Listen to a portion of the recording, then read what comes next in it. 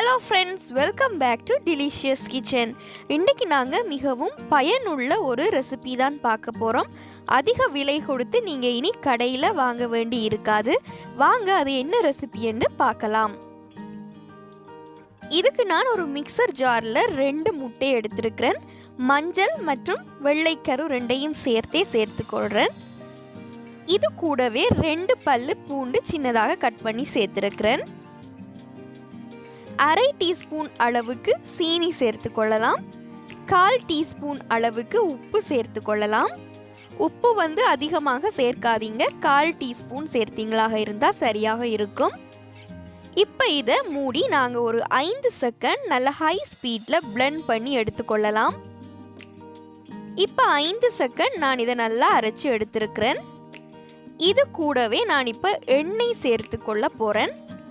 எண்ணெய் மொத்தமாக எங்களுக்கு 250 ml தேவைப்படும். இதை 4 பகுதிகளாக அல்லது 2 பகுதிகளாக நீங்கள் சேர்த்து அரைக்கலாம். இப்போ நான் அதில் அரைவாசியை சேர்த்ததுக்கு அப்புறமாக 2 டீஸ்பூன் அளவுக்கு வினாகிரி சேர்த்துருக்கிறேன். இப்போ இதை திரும்பவும் 5 செகண்ட் நல்லா ஹை ஸ்பீடில் பிளெண்ட் பண்ணி எடுக்கலாம். 5 செகண்டுக்கு அப்புறமாக இந்த மாதிரி ஒரு கன்சிஸ்டன்சியில் உங்களுக்கு வரும். இப்போ இது கூடவே மிச்சமாக இருக்கிற எண்ணெயையும் நாங்கள் சேர்க்க போகிறோம். எண்ணெய் நீங்கள் குக்கிங் ஆயில் பாவிக்கலாம், இல்லாட்டி ஒலிவ் ஆயில் கூட பாவிக்கலாம். ஆனால் தேங்காய் எண்ணெய், நல்லெண்ணெய் இந்த மாதிரி சேர்க்கும் பொழுது உங்களுக்கு வாசனை வேறு மாதிரி வரும். இப்போ நான் இதில் சன்ஃப்ளவர் ஆயில் தான் சேர்த்துருக்கிறேன். மிச்சமாக இருந்த ஆயிலையும் சேர்த்து திரும்ப ஒரு 5 செகண்ட் இதை நல்லா நாங்கள் பிளெண்ட் பண்ணி எடுக்க வேணும்.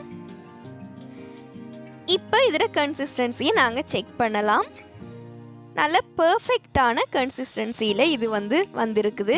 இதில் நீங்கள் கார்லிக்கு பதிலாக மிளகு சேர்க்கலாம் அல்லது ஒரிகானோ சேர்க்கலாம். அப்படி இல்லாட்டி உங்களுக்கு என்ன ஃப்ளேவர் விருப்பமோ அதுக்கேற்ற மாதிரி சேர்த்துக்கொள்ளலாம். சில பேர் மின்ட் சேர்த்து கூட அரைப்பாங்க.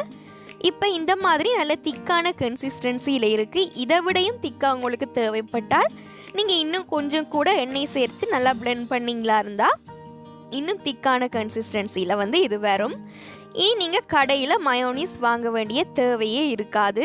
நீங்கள் முட்டை சேர்த்து செய்கிறதுக்கு விருப்பம் இல்லாட்டி இதில் நல்ல திக்கான பால் அரை கப் அல்லது சோயா மில்க் அரை கப் இல்லது நல்ல ஃப்ரெஷ் க்ரீம் அரை கப் அளவுக்கு சேர்த்து செய்யலாம் முட்டைக்கு பதிலாக.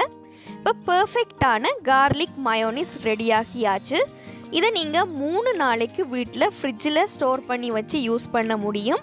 நல்ல ஒரு ஏர்டைட் கண்டெய்னரில் இதை நீங்கள் போட்டு ஃப்ரிட்ஜில் வச்சிங்களா இருந்தால் 3 நாளைக்கு இதை யூஸ் பண்ணி கொள்ள முடியும்.